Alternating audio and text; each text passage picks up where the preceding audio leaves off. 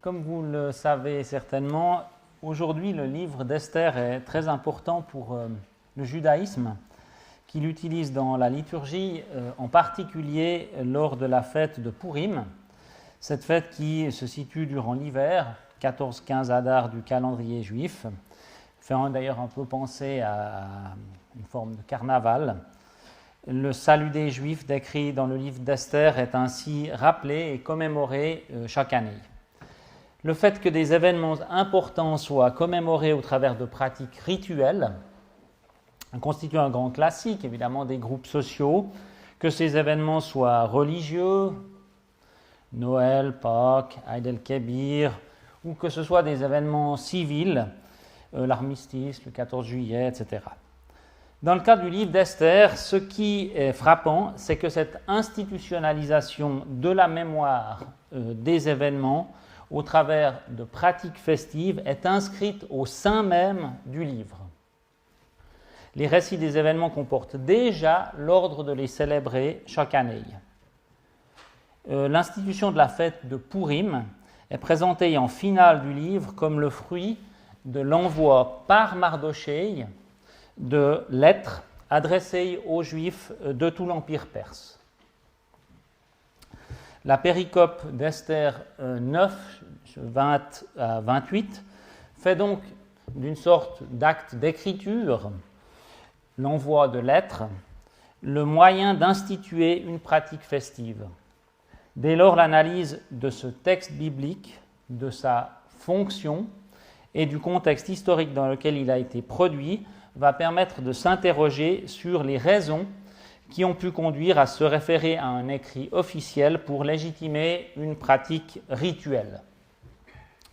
Nous allons essayer de comprendre dans quel contexte historique et à quelle problématique répondait à l'époque de la production de l'œuvre cet ordre de fêter Purim. Il va de soi que cette fonction originelle a ensuite évolué au cours de l'histoire et ne rend donc pas pleinement compte du sens actuellement donné à la fête de Purim. Alors, commençons par une analyse littéraire de la présentation des lettres instituant les festivités des 14 et 15 Adar. Le récit des aventures d'Esther et de Mardochée rapporté dans le texte hébreu du livre d'Esther, le texte massorétique, se termine par la description d'un conflit sanglant durant lequel les Juifs de l'Empire perse triomphent de leurs ennemis. Selon ce livre, le conflit aurait résulté du fait qu'un décret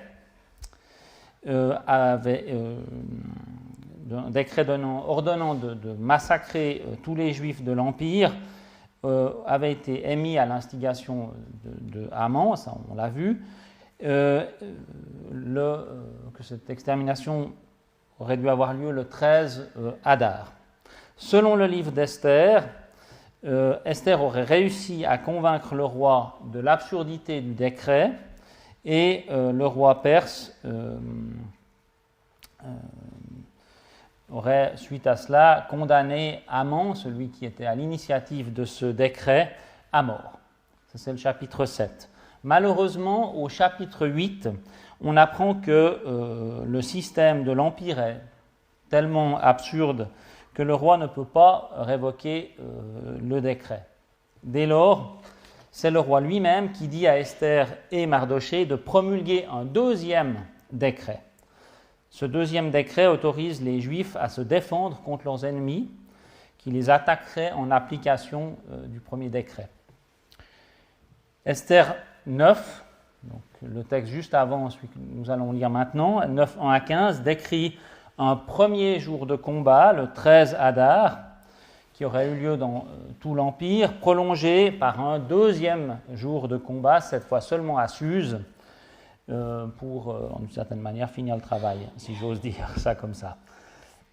Finalement, la victoire des Juifs est totale, tous les ennemis sont massacrés, et pour les Juifs, le repos et les banquets se déroulent après ces événements de guerre.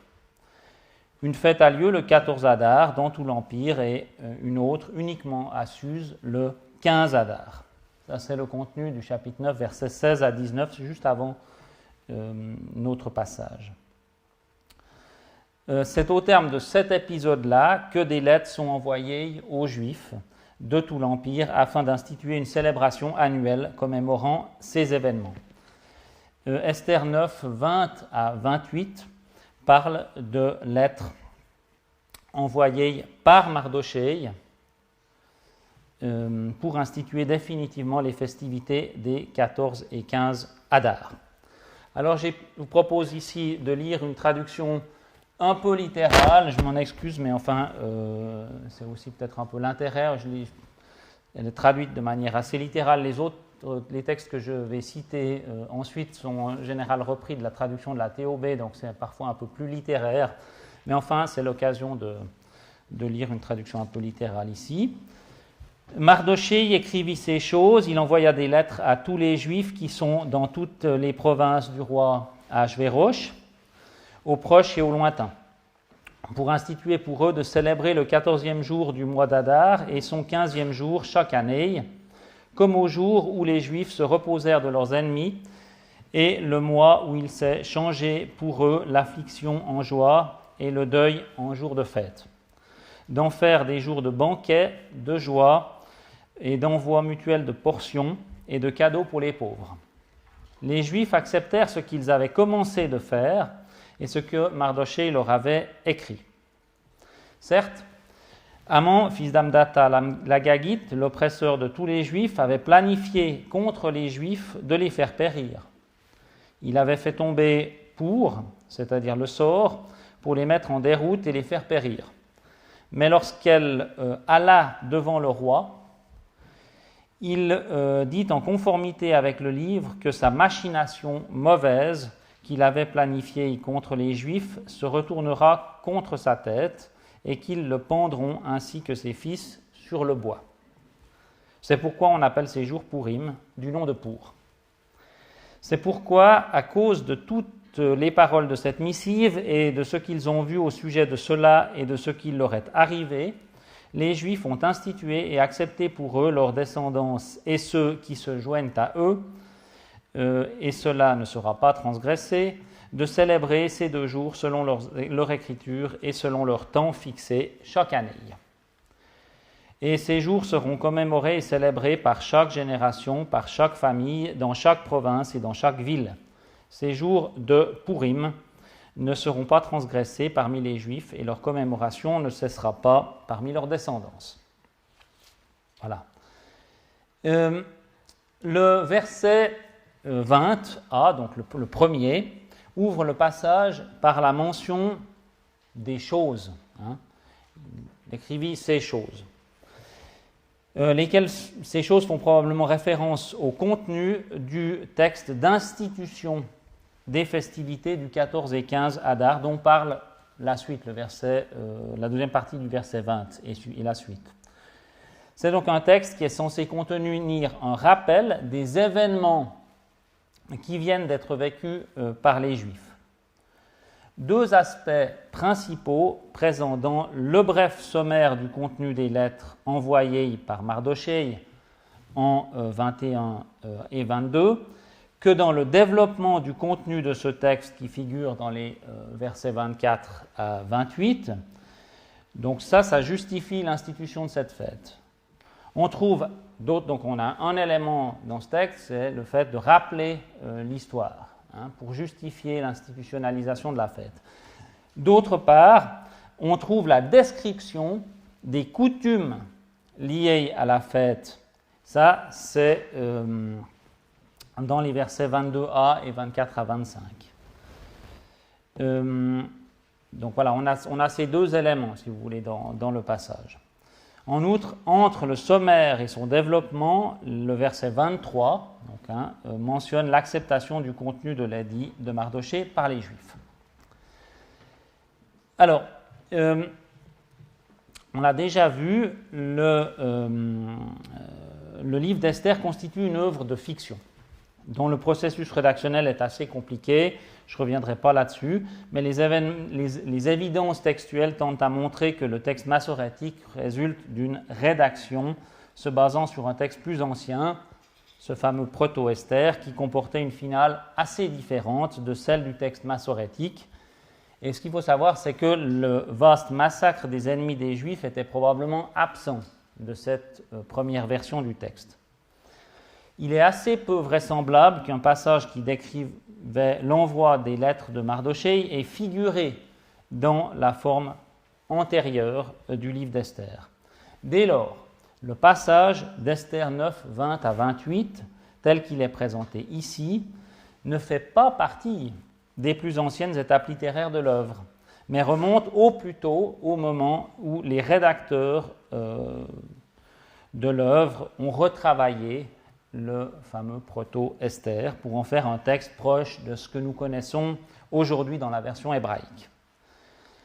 Plusieurs auteurs tiennent même les versets 20 à 28 pour secondaires par rapport à son contexte littéraire massorétique, donc dans le texte lui-même, considérant le passage comme une sorte d'annexe ajoutée très tard au corps de l'œuvre, laquelle se serait d'abord terminée au verset 19.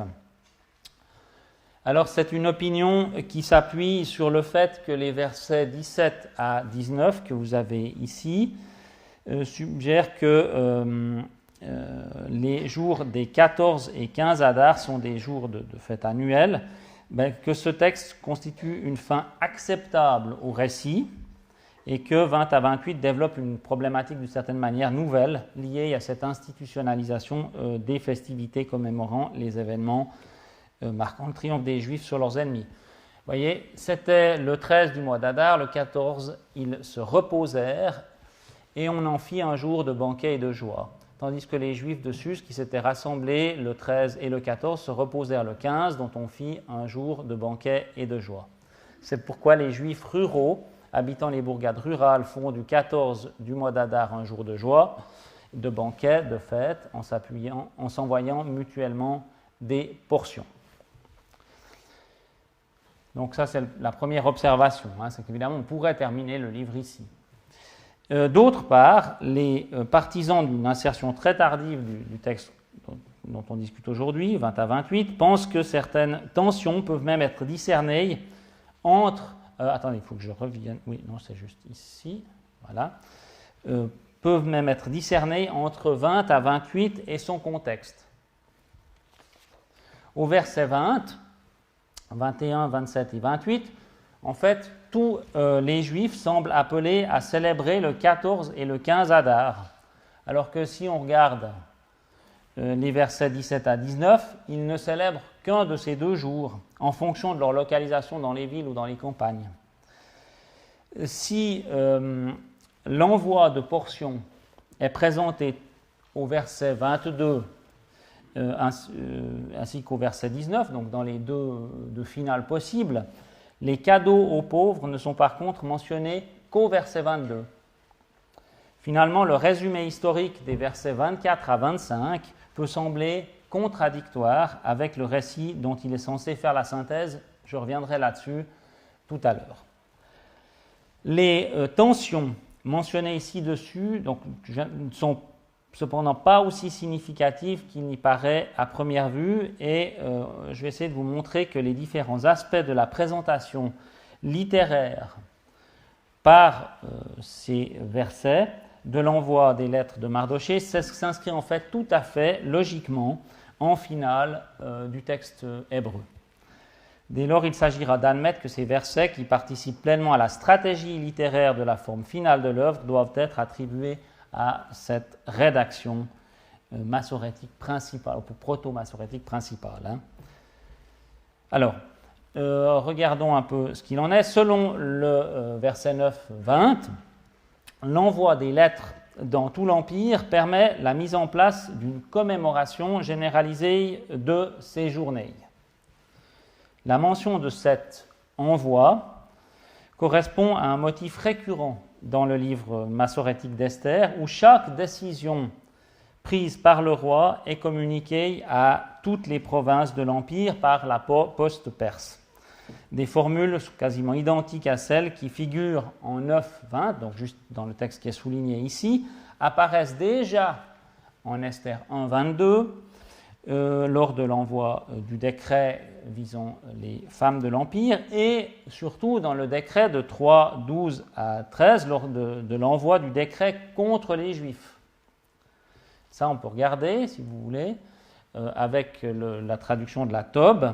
On a un peu le même motif, cet envoi est envoyé de manière tout à fait générale. Les secrétaires royaux furent alors convoqués au premier mois, le 13, et l'on écrivit en conformité totale avec les ordres de Haman aux préfets royaux, aux gouverneurs de chaque province et aux chefs de chaque province, à chaque province selon son écriture et à chaque peuple selon sa langue. On écrivit au nom du roi Xerxès, la Tob traduit Xerxès, mais c'est en fait Ahasvérosh, bien sûr, et on cacheta avec l'anneau royal. Puis, par des coursiers, on expédia les lettres à toutes les provinces royales pour exterminer, tuer et anéantir tous les Juifs, jeunes et vieux, enfants et femmes, en un seul jour, le 13 du 12e mois, c'est-à-dire le mois d'Adar, et pour piller leurs biens. Donc on voit qu'il y a les mêmes tournures de phrases que dans le chapitre 9. Ici, au chapitre 3, c'est plus développé, si vous voulez, c'est le même concept global. Contrairement à ce qui se déroulait avec les décrets royaux antérieurs, dont celui du chapitre 3, les lettres ne sont cependant pas adressées à tout le monde, mais seulement aux Juifs. Le verset 27 précise que sont concernés les Juifs de toute génération et lieu d'installation, ainsi que tous ceux qui se joignent à eux. Donc la formule hébraïque nilvim, c'est une terminologie qu'on retrouve ailleurs dans la Bible, ceux qui se joignent à eux, Ésaïe 56 notamment, et Zacharie 2, et qui est une formule qui désigne probablement des prosélytes. En outre, une thématique assez similaire donc, à ça, se retrouve dans le texte massorétique juste avant du chapitre 8, verset 17, qui rapporte que des gens du pays deviennent juifs. Voilà, donc c'est assez logique qu'on ait ici la mention de ces lettres qui sont envoyées aux Juifs et à ceux qui se joignent à eux. Ces quelques remarques montrent donc que la présentation de l'envoi des lettres par ce passage s'accorde parfaitement avec la logique du récit antérieur et reprend des formulations qui s'y trouvent. Si on s'intéresse maintenant au résumé historique, la façon dont ce texte résume le livre, donc c'est les versets 22a, 24 à 25, ce qui est souligné sur le diapo. Le résumé par 22a des événements consécutifs à la victoire des Juifs est parfaitement conforme au récit du chapitre 9. C'est ainsi que la désignation des 14 et 15 Adar comme des jours où les Juifs se reposèrent de leurs ennemis est conforme au contenu de 9, 17 à 19, où la même racine se reposer joue un rôle important. Cette racine y fonctionne comme une sorte de leitmotiv constituant une reprise ironique de la parole d'Aman en 3.8 qui suggérait au roi de ne pas laisser les Juifs au repos, puis proposait de les exterminer. En outre, en 22, donc on voit ils sont menacés de ne pas être laissés au repos et à la fin, évidemment, ils bénéficient du repos. En 22a, la première section soulignée, ce passage décrit l'heureux retournement de situation d'une manière conforme au contenu général du livre, le vocabulaire là aussi, du changement, de l'affliction, ce changement c'est de l'affliction à la joie, du deuil à la fête, se retrouve en majeure partie ailleurs dans le livre d'Esther. Donc on retrouve cette même terminologie ailleurs. Par ailleurs, on peut se demander si cette brève description du changement ne constitue pas une allusion aux prophéties de retour glorieux des rescapés à Jérusalem après l'exil. on retrouve notamment un vocabulaire très proche de celui présent en Esther 9, 22, donc de ces 4 termes, joie, deuil, jour de fête, affliction, en Jérémie 31, 13, un texte qu'on va lire ici. Alors, les jeunes filles dansent, donc c'est le moment du retour des déportés judéens à Jérusalem. Alors les jeunes filles dansent et elles s'épanouissent, ainsi que les jeunes gens et les vieillards. Je change leur deuil en joie, je les réconforte, je fais s'épanouir les affligés. Et puis en Ésaïe 51, toujours sur le même thème, les affranchis du Seigneur reviendront, ils entreront dans Sion au milieu des acclamations, la jubilation d'autrefois nimbant leur tête, enthousiasme et jubilation afflueront, tourments et gémissements se sont enfuis. Donc, vous voyez, dans les 2 cas, si vous voulez, surtout si on regarde le texte hébreu, je vous en fais grâce maintenant, eh bien on voit que c'est le même vocabulaire qui est utilisé en finale du livre d'Esther et dans les grands textes qui parlent du retour des Juifs à Jérusalem. Le verset 22 serait alors construit afin d'établir un parallèle entre le salut dont les Juifs de la diaspora ont bénéficié face à la menace que faisait peser sur eux Haman, et la perspective sioniste, entre guillemets, du retour des exilés à Jérusalem. Plusieurs observations suggèrent que le résumé historique des versets 24 à 25, la deuxième partie soulignée ici, est en tension avec l'ensemble du récit. Quoique nous allons le voir, ces tensions soient bien réelles, elles ne peuvent guère être invoquées comme indice que ces versets proviendraient d'une tradition différente de celle reflétée par l'ensemble du livre. Alors je vais essayer de vous montrer pourquoi. Le livre massorétique d'Esther joue à plusieurs reprises sur un élément important, c'est la différence entre le discours prononcé par les protagonistes et ce qu'on décrit dans le texte. Ce n'est pas toujours la même chose, parce qu'évidemment, le texte suggère que les courtisans ou les conseillers du roi perse tiennent des discours officiels qui ne correspondent pas ou que partiellement à la réalité décrite. Et tout ça afin de manipuler le roi ou afin de se conformer à son point de vue et essayer de le rendre heureux, si j'ose dire. Or, le résumé historique de 9, 24 à 25 est censé figurer dans un décret officiel et public. Il utilise donc le même procédé. Mardochée, comme un courtisan astucieux, préfère mettre en évidence le roi comme l'acteur principal du salut des Juifs plutôt que de rendre compte précisément des événements. Alors voyons ce qui se passe. Le verset 24, certes, Haman, fils d'Amdata l'Agagite, l'oppresseur de tous les Juifs, avait planifié contre les Juifs de les faire périr. Il avait fait tomber c'est-à-dire le sort, pour les mettre en déroute et les faire périr. Eh bien, c'est un passage qui résume le chapitre 3, mais qui attribue l'ensemble de la faute à Haman, jetant les sorts contre les Juifs pour les mettre en déroute, tout en se gardant évidemment bien de rappeler que le roi avait autorisé la publication d'un décret contre les Juifs, qui est un jeu littéraire. Personne n'aurait l'idée d'inscrire dans un texte officiel royal que le roi est un sale type. Évidemment, ça irait pas. Quant au verset 25, son interprétation alors est encore plus compliquée. Mais lorsqu'elle alla devant le roi, il dit en conformité avec le livre que sa machination mauvaise qu'il avait planifiée contre les Juifs se retournera contre sa tête et qu'ils le pendront, ainsi que ses fils, sur le bois. Il est probable, alors c'est difficile à comprendre ce texte, mais ce qui est probable, c'est que le sujet du verbe féminin « elle alla » se réfère pas à Esther. Le sujet serait alors donc ce sujet Esther n'est pas du tout mentionné dans cette section, mais plutôt à la machination, qui est un mot féminin en hébreu, juste après. Donc c'est la machination qui alla vers le roi.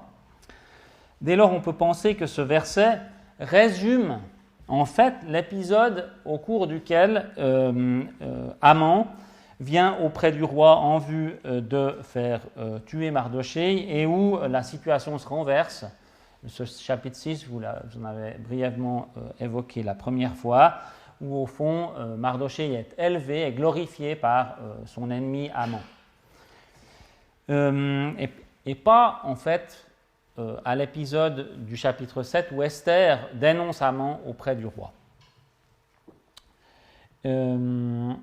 Lorsque Haman vient avec sa machination visant à faire tuer Mardochée, le retournement de situation se produit conformément au livre, ce qui est écrit ici, dans la mesure où, au chapitre 6, c'est parce que le roi lit les annales, le livre donc, que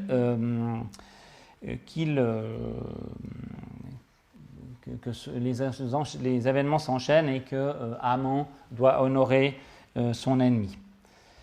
Donc ça, c'est en 6, versets 1 à 3. Quoi qu'il en soit, le verset 9, 25 présente les événements décrits par le récit antérieur de sorte à attribuer tout le prestige au roi, en gommant notamment l'intervention, justement, ou en y faisant que très très vaguement allusion à l'intervention d'Esther et à la ruse du contre-décret élaboré par Mardochée, qui en fait est une grande partie du fait qui est un élément qui permet, qui montre pourquoi les Juifs sont sauvés. Donc on voit que le passage minimise le rôle des protagonistes juifs du récit en accentuant la culpabilité d'Haman et en mettant en valeur le rôle du roi. Ce passage se conforme à la façon dont les courtisans sont censés se comporter à la cour du roi perse. Il est dès lors en parfaite conformité avec la logique de l'ensemble du texte et n'a pas lieu d'être considéré comme en tension avec le reste du récit. Si on en vient maintenant à la description des coutumes et de leur adoption, si Mardochée envoie des lettres à la manière de l'institution perse dont il est devenu une sorte de haut fonctionnaire, c'est ce qui se passe au chapitre 8, on observe pourtant qu'il agit à certains égards de manière significativement différente des pratiques impériales qui sont décrites. D'ailleurs, dans le livre d'Esther, en général, les pratiques de l'Empire sont plutôt, disons, traitées de manière ironique. La première évidence qui va dans ce sens porte sur le fait que ce n'est pas Mardochée qui institue seul les pratiques du 14 et du 15 Adar. Le verset 23, comme le verset 27, mentionne en effet que les Juifs acceptèrent ce qu'ils avaient commencé de faire et que Mardochée leur avait écrit. Sur ce point, le contraste avec les autres décrets émis au cours du récit d'Esther est frappant. Le décret suggéré par Memucan afin de réformer les pratiques matrimoniales, c'est au chapitre 1, est accueilli sans que son approbation ne soit mentionnée, et celui par lequel Haman ordonne le massacre de tous les Juifs est même reçu avec consternation. L'édit fut ainsi publié dans Suse, la citadelle, et tandis que le roi et Haman étaient à boire, la ville de Suse était dans la consternation. C'est ce qu'il y a au chapitre 3. Dans le livre d'Esther, les relations au sein du peuple juif ne se passent pas de la manière autoritaire qui prévaut dans le monde de l'Empire. Le décret qu'envoie Mardochée à son peuple institue quelque chose que ce dernier pratique déjà, en l'occurrence depuis sa victoire, et pour la première fois dans le livre d'Esther, il est mentionné que ceux à qui un décret est envoyé acceptent d'en accomplir le contenu.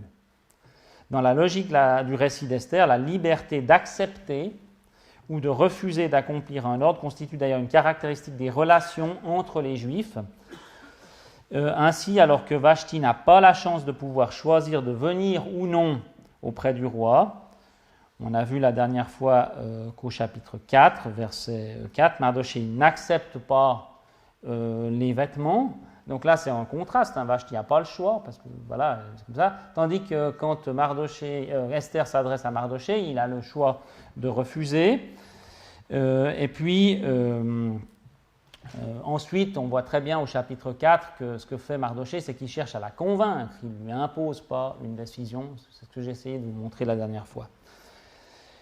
9, 20 à 28 montrent que même après que Mardochée a accédé à un pouvoir comparable à celui du roi perse, sa relation avec ceux de son peuple n'est pas comparable à celle d'un tyran perse ou un tyran grec. Donc il gouverne comme le leader d'un groupe, mais pas comme quelqu'un qui décide de manière unilatérale, si j'ose dire. Une deuxième grande différence entre ce qui apparaît dans les lettres de Mardochée et les pratiques au sein des pratiques de son environnement tient à la question de la table et des banquets. Le livre d'Esther présente les banquets des 14 et 15 Adar comme des contre-modèles par rapport aux banquets royaux auxquels il fait allusion lorsqu'il met en scène les banquets d'Ahasvérosh, du roi perse. Donc il y a toute une série de banquets perses qui sont décrits, puis en fait le banquet de Purim est d'une certaine manière un contre-modèle. Je vais vous montrer pourquoi. Les pratiques du banquet des 14 et 15 Adar sont succinctement décrites dans les lettres de Mardochée. Il s'agit d'un jour de banquet, donc c'est versets 20 à 22, un jour de banquet, de joie, d'envoi mutuel de portions et de cadeaux pour les pauvres. Si la notion de banquet rappelle les épisodes qu'on a vus des chapitres 1 à 8, deux pratiques sont ajoutées par rapport au banquet perse, l'envoi mutuel de portions et les cadeaux aux pauvres. Ces deux dernières pratiques prennent le contre-pied de celles des banquets royaux perses et hellénistiques, qui en fait sont très inégalitaires et auxquels les banquets d'Ahasvérosh correspondent.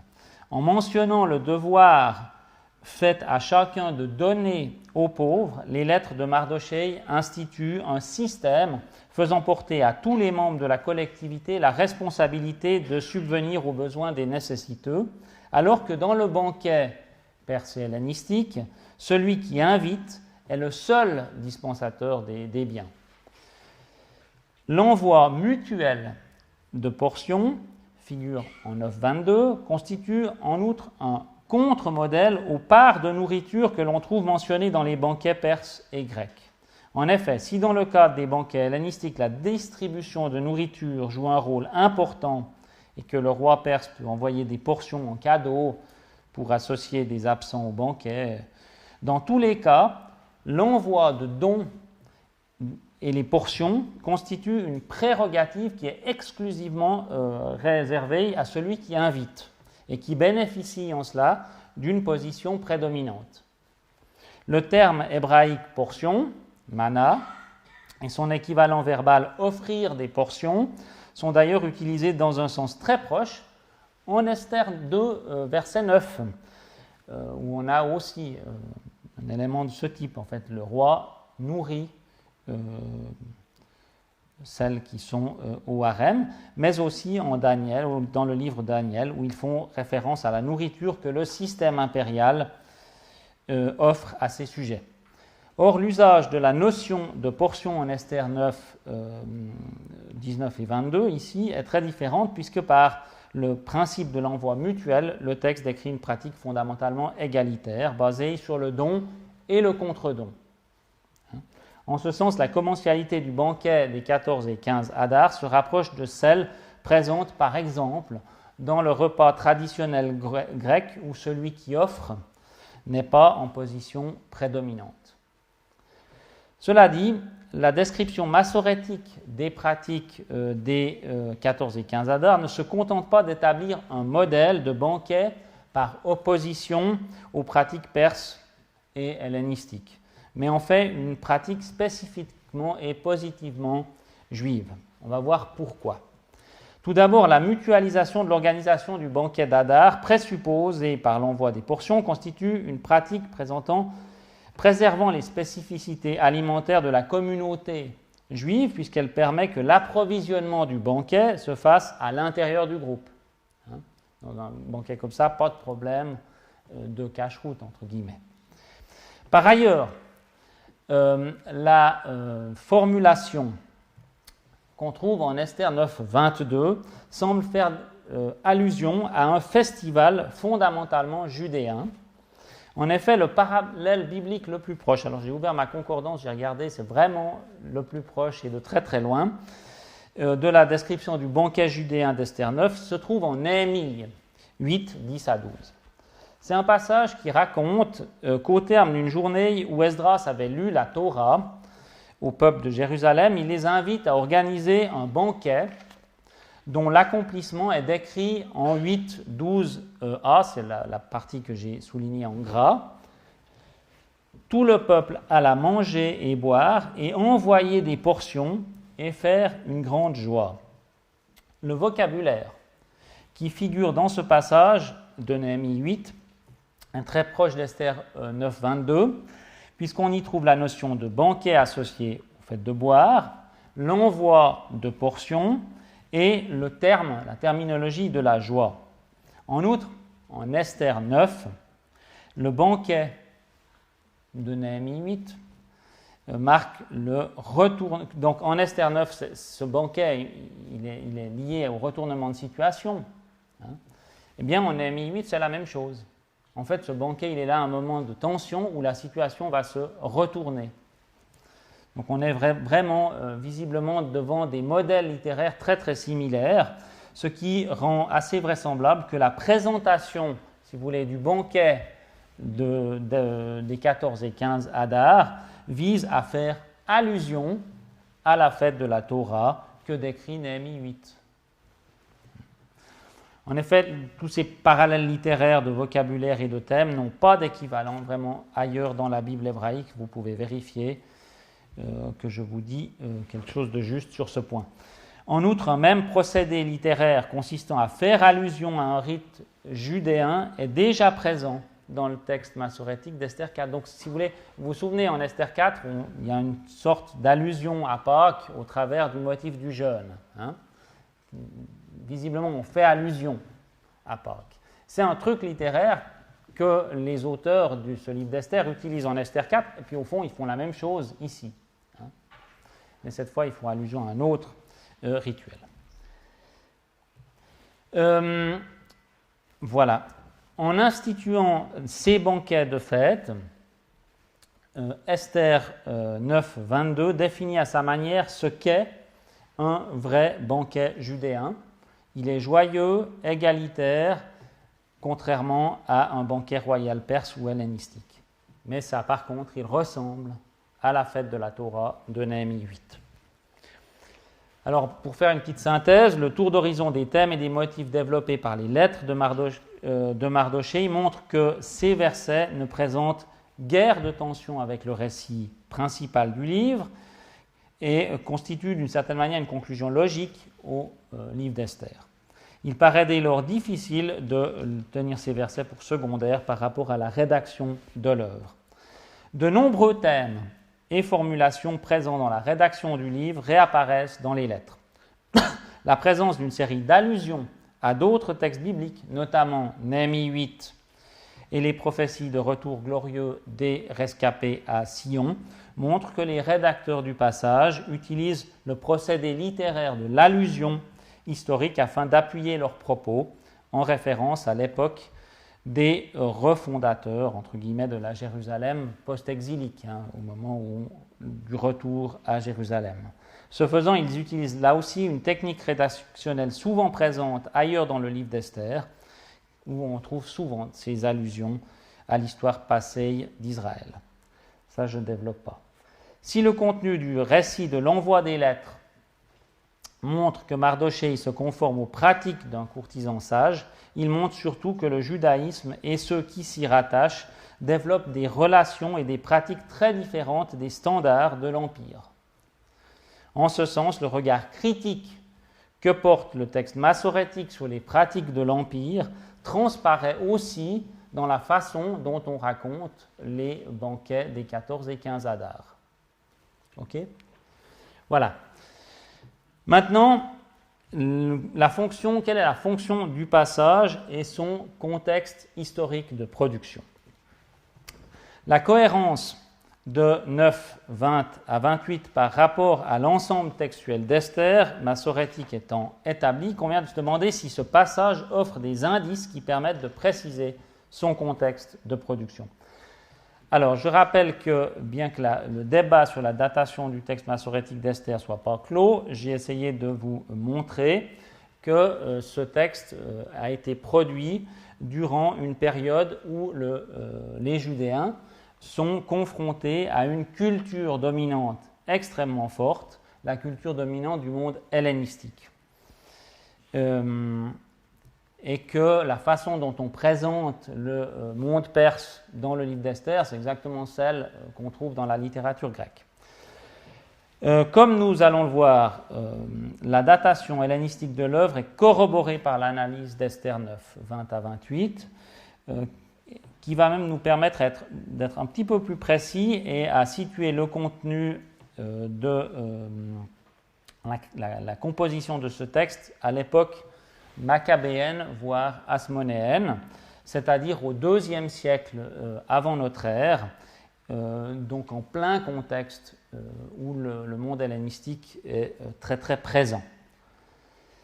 Alors, le livre massorétique d'Esther présuppose une situation historique durant laquelle le judaïsme est fortement confronté à un empire dominant qu'il juge négativement. C'est ce que le texte nous montre, au fond. L'empire perse, il est assez mal vu. Dans les derniers chapitres d'Esther, le récit suggère que le conflit avec l'empire et les non-juifs et le massacre qui s'ensuit est rendu nécessaire par le dysfonctionnement d'un empire qui est incapable de préserver la sécurité et la justice et qui donc est vivement tourné en dérision.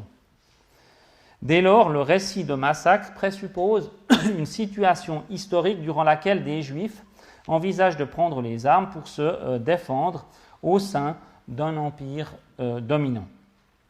Une telle problématique, difficilement imaginable à l'époque perse, n'est pas attestée par les textes bibliques antérieurs à l'époque maccabéenne. Comme nous l'avons vu, la question de la relation au pouvoir et sa légitimation constitue un thème sous-jacent important dans le récit de l'envoi des lettres de Mardochée. Le pouvoir de mettre en place les pratiques n'appartient pas seulement au leader, il émerge en quelque sorte du groupe qui fête les événements du salut dont il a bénéficié avant d'en accepter l'institutionnalisation. Les interrelations entre les Juifs et la bonne gouvernance au sein du groupe ne s'effectuent pas à la manière de ce qui a cours dans le monde dominé par l'empire tyrannique, au fonctionnement à la fois pyramidal et incontrôlable, d'une certaine manière aussi assez absurde, que nous présente le livre d'Esther. Une telle critique de l'empire et de son organisation s'explique mieux dans le contexte des relations difficiles entretenues par le judaïsme confronté à l'hellénisme et ses prétentions hégémoniques que durant l'époque perse. Quant aux pratiques de banquet, décrites à de nombreuses reprises dans le livre et dont ceux de 14-15 Adar font figure de contre-modèle, elles présupposent une réflexion qui s'ancre dans un contexte historique où les Juifs sont fréquemment confrontés aux pratiques de banquet d'une culture dominante. Or, ce type de situation caractérise la période hellénistique, fortement marquée par des pratiques de table aux enjeux sociaux et politiques considérables, des questionnements sur l'attitude correcte à adopter face aux banquets des non-juifs se retrouvent dans plusieurs textes datant de la période maccabéenne et hasmonéenne, notamment le chapitre 1 du livre de Daniel. Et c'est vraiment un problème tout à fait fondamental dans l'Antiquité, parce qu'évidemment, dans le banquet, il y a toutes sortes de décisions extrêmement importantes qui se prennent. C'est un lieu de pouvoir, d'une certaine manière. Donc, le fait que les Juifs soient parfois exclus du banquet pose problème. Maintenant, à ça, on peut ajouter des observations sur... donc ça, c'était des observations un peu générales sur le contexte, mais sur le récit de confrontation des Juifs et de leurs ennemis dans le livre d'Esther. Ce récit-là rappelle un important épisode de la crise maccabéenne. Je vais essayer de vous montrer ça. Donc ça, c'est un autre élément important. Donc, le conflit maccabéen, c'est un conflit qui s'enflamme grosso modo aux alentours de 167 avant notre ère, selon le livre des Maccabées, lorsque le roi grec Antiochus IV dédicace à Zeus le temple de Jérusalem. Et ce conflit s'étend sur plusieurs années, et elle débouche sur une période fortement nationaliste et le rétablissement d'une monarchie judéenne, la monarchie des Hasmonéens.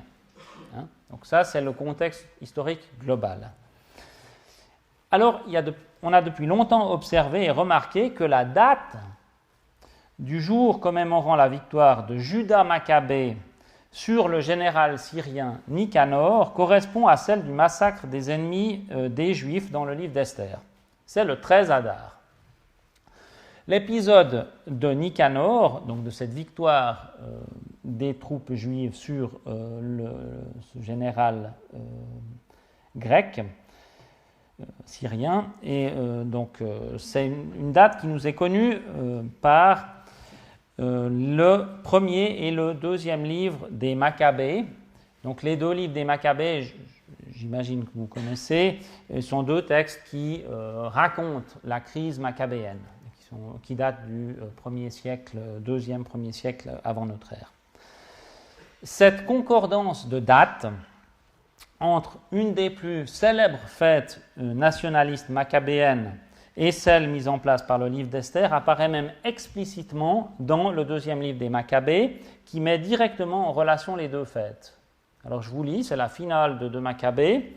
Juda fit attacher la tête de Nicanor, il avait coupé la tête, à la citadelle comme un signe manifeste et visible à tous du secours du Seigneur. Ils décrétèrent tous par un vote public de ne pas laisser passer ce jour sans le signaler, mais de célébrer le 13e jour du 12e mois, appelé Adar en araméen, la veille du jour dit de Mardochée. Alors, outre la concordance des dates, la façon dont le conflit entre Nicanor et Juda Maccabée est relaté n'est de loin pas sans lien avec celui du combat entre Mardochée et les ennemis des Juifs. Les deux occurrences du récit de la défaite de Nicanor, parce qu'il est aussi raconté en 1 Maccabée 7, 39 à 50, présentent toute une série de similitudes avec Esther 9. Ainsi, alors que dans Esther, le texte massorétique, Haman est présenté comme l'ennemi type des Juifs, en 2 Maccabées, Nicanor fait figure lui aussi d'ennemi par excellence. C'est d'ailleurs pour ça que c'est sa mort qui marque la fin de 2 Maccabées. Le parallélisme entre Haman et Nicanor va même plus loin, puisque l'exposition de la tête de Nicanor à Jérusalem rappelle la mort d'Haman pendu et exposé sur une sorte d'énorme gibet à Suse, dans le livre d'Esther. De plus, dans les deux épisodes, le massacre concerne un grand nombre d'ennemis des Juifs. Esther 9 parle de 75 000 morts, 2 Maccabées 15 de 35 000 et 1 Maccabée 7 ainsi que 2 Maccabées 15 rappellent qu'avant, il y a même eu une fois 180 000 morts avant de raconter. Voilà. On voit que ça, c'est des chiffres assez importants. En outre, la victoire des Maccabées se termine par la mise en place d'une grande festivité annuelle qui n'est pas sans rappeler ce qui se déroule en Esther 9. Comme en Esther 9, tant le récit de 1 Maccabée 7 que celui de 2 Maccabée 15 racontent que le peuple victorieux fête spontanément le jour du 13 Adar et que ce n'est qu'ensuite que la fête est instituée définitivement par une décision communautaire en 2 Maccabées 15, 36 et en Maccabée 7, 49, c'est de manière impersonnelle que cette décision se prend. Finalement, le motif du repos, comme bénéfice principal tiré par les Juifs de ces événements belliqueux, constitue un thème très présent en Esther 9. On l'a vu, mais aussi dans la description des résultats de la victoire de Nicanor. En 1 Maccabée 7,50, on trouve la remarque « Le pays de Juda », juste après cette victoire, le pays de Juda fut en repos pendant un peu de temps. Et en 2 Maccabée 15,37, le commentaire de l'abréviateur, parce que 2 Maccabée c'est l'abréviation d'un texte plus long visiblement, l'abréviateur commente et il dit quelque chose d'assez similaire. Bon, maintenant la concordance des dates, à laquelle s'ajoutent les similitudes entre la présentation de la victoire maccabéenne sur Nicanor et celle décrite à la fin d'Esther, semble difficile à attribuer au simple fait du hasard. Mais ça suggère que la mise en parallèle de ces épisodes correspond à une stratégie rédactionnelle délibérée.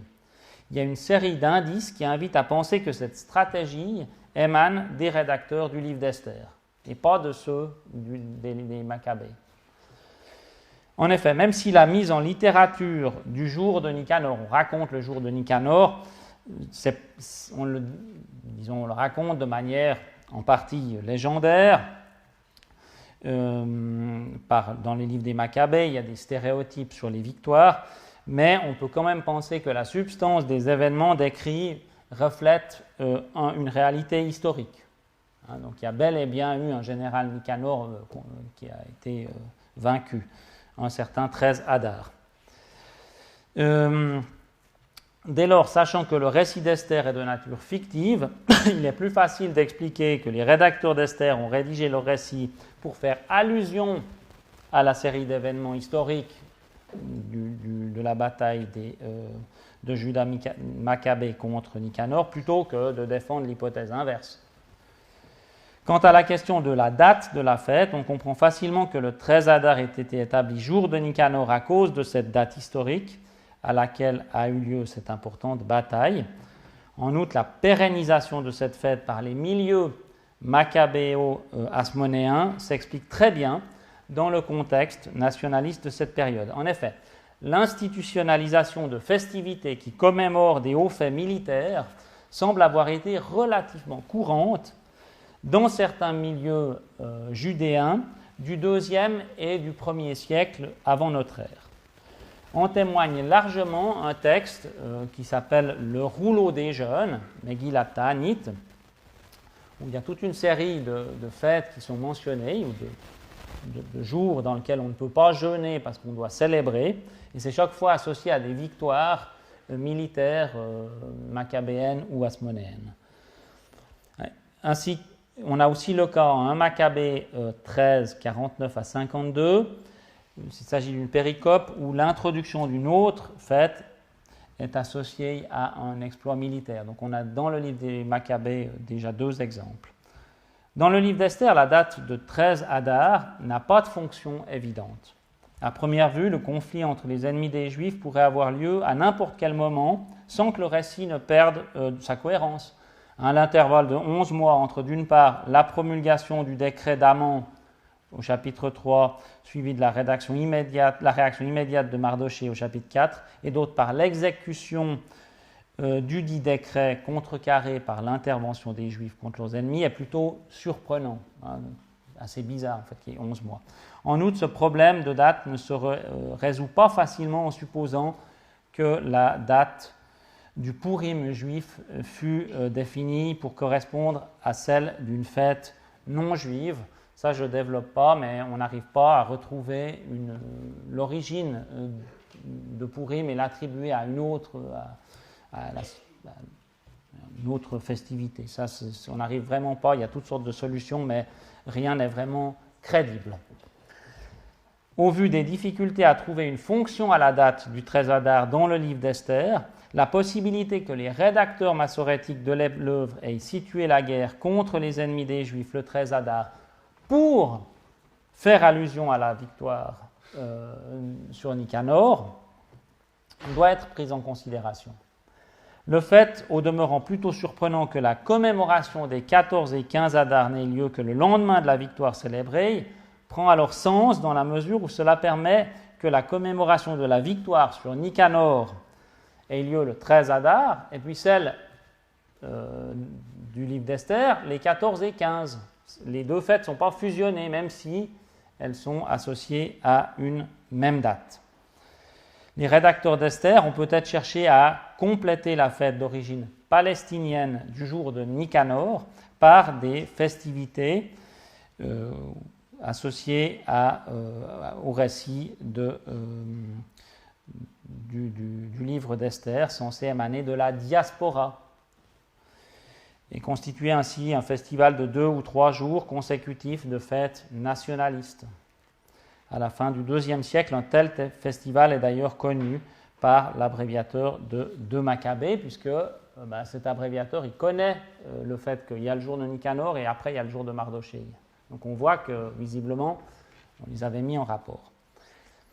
Quoi qu'il en soit, tout fonctionne comme si la dernière partie du livre d'Esther, sous sa forme massorétique, constituait la mise en scène fictive d'un combat maccabéen au sein de la diaspora juive. La question qui se pose alors est de savoir pourquoi, à la période maccabéenne ou hasmonéenne, on a voulu mettre en place, sur la base d'une fiction littéraire, une telle fête et en promouvoir la pratique par l'envoi de lettres festales.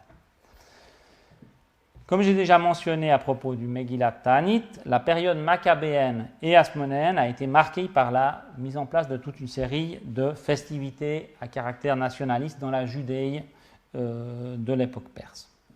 De l'époque du IIe siècle, excusez-moi, évidemment pas perse. Ce type de festivité s'imposa probablement en terre judéenne sous l'égide des milieux maccabéens, puis dans le contexte de la politique et du nationaliste hasmonéen.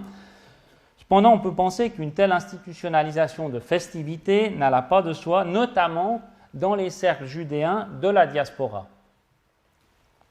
Issus d'un judaïsme palestinien, ces fêtes ne concernaient que très indirectement les groupes extérieurs et contrairement aux grandes festivités du judaïsme, leur légitimité n'était pas appuyée sur des prescriptions qu'on trouvait dans le texte sacré de la Torah.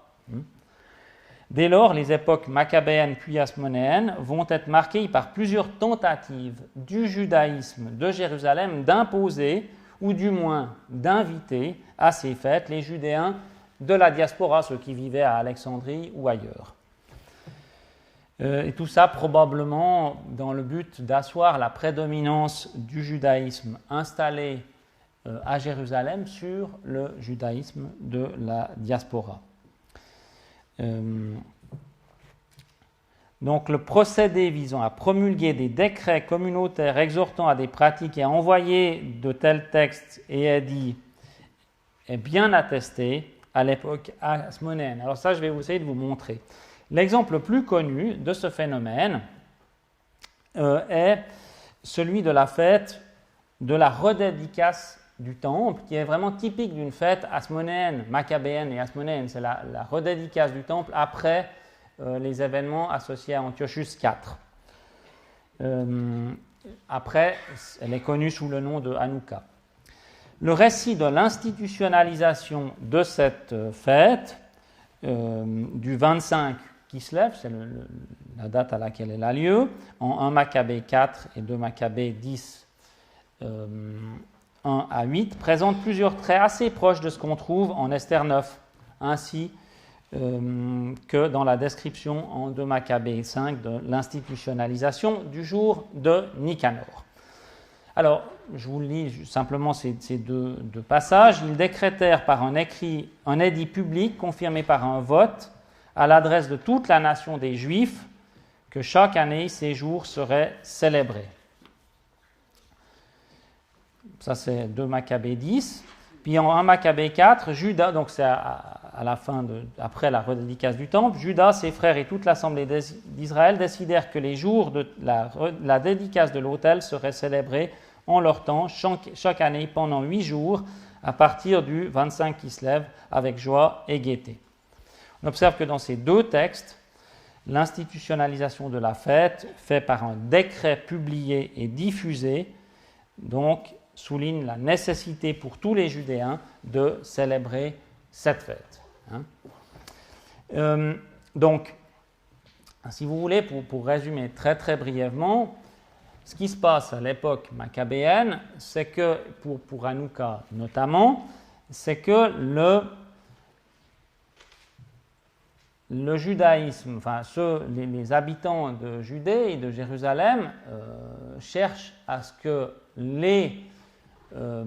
tous les Judéens, tous les Juifs qui soient en diaspora ou ailleurs ou en Palestine pratiquent ces mêmes fêtes. Et puis pour ça, ils envoient des lettres. On voit qu'il y a pas mal d'allusions à ces envois d'édits dans les textes que j'ai mentionnés, mais il y a un exemple encore plus frappant, c'est 2 Maccabée lui-même. Parce qu'en 2 Maccabée, le livre de 2 Maccabée, il est précédé, en chapitres 1 et 2, par des lettres festales. Donc c'est un petit passage qui explique qu'il faut en fait pratiquer la fête de Hanouka, et ensuite on envoie le livre qui raconte cette victoire, qui raconte les événements maccabéens, accompagné des consignes pour faire une fête pour le célébrer, pour célébrer cet événement-là. Hein? Donc ça, c'est la première partie de Maccabée, les chapitres 1 à 2. Vous pouvez regarder ça quand vous rentrez chez vous. Donc on voit qu'il y a vraiment c'est une pratique assez courante en fait, hein, dans le judaïsme palestinien, de faire ça, d'essayer de tenter de promulguer des fêtes. Donc, les différentes observations faites sur le contenu et les caractéristiques du texte mentionnant l'envoi de lettres festales par Mardochée en Esther 9 font apparaître toute une série d'indices qui invitent à situer ce texte dans le contexte intellectuel des milieux maccabéens et hasmonéens ayant cherché à promouvoir les grandes fêtes nationalistes de la redédicace du temple ou du jour de Nicanor. Le rédacteur massorétique du livre d'Esther reprend sans doute un récit plus ancien, mettant en scène des Juifs vivant à Suse, qu'il modifie notamment en transformant complètement la finale. Il construit le récit d'une guerre opposant les Juifs de l'Empire perse à leurs ennemis. Ce faisant, il fait allusion aux événements du jour de Nicanor, notamment en situant l'épisode à la même date. De plus, il ajoute une péricope décrivant l'envoi de lettres par Mardochée qui invite les Juifs de tout lieu à célébrer ces événements salutaires. Cette péricope rappelle les pratiques visant à institutionnaliser, à généraliser des fêtes commémorant des hauts faits maccabéens. Grâce au livre massorétique d'Esther, la fête maccabéenne du jour de Nicanor se voit complétée par une fête équivalente directement reliée à la diaspora. On peut penser que cette innovation s'explique par la volonté des rédacteurs de promouvoir la célébration du jour de Nicanor. Plutôt que de chercher, si vous voulez, à imposer fondamentalement la fête nationaliste hasmonéenne du jour de Nicanor aux Juifs de la diaspora, les rédacteurs d'Esther ont préféré construire de toutes pièces un récit de conflits similaires et celui qui eut lieu ce jour-là, mais qui est situé alors au sein de la diaspora. Ils ont donc mis en scène dans leur fiction littéraire des événements nationalistes salutaires et ont affirmé qu'un décret a institué la célébration et invité les Juifs, d'où qu'ils soient, à y participer. Alors, je vais terminer par un petit paradoxe, évidemment. C'est assez paradoxal, parce que la fête de Purim, elle a été, selon l'hypothèse que je formule, elle a été, d'une certaine manière, construite par les rédacteurs du livre d'Esther pour diffuser l'esprit du jour de Nicanor, pour célébrer le jour de Nicanor, pour être associé au jour de Nicanor, ça dans la diaspora.